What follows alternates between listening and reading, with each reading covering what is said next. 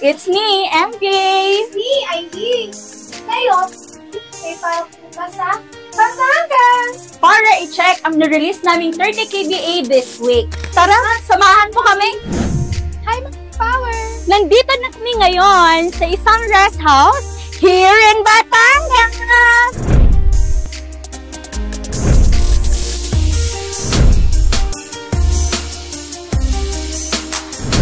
So, ito na nga.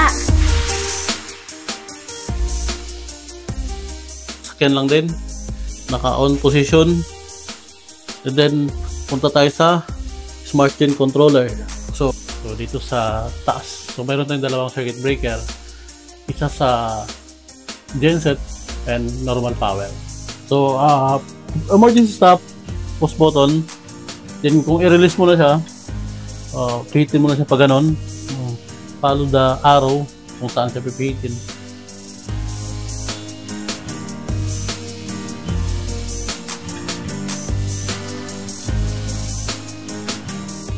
So, ayun guys, na-install natin ng maayos ang 30 kVA at sobrang saya ni client. Kaya, let's go, uwi na tayo.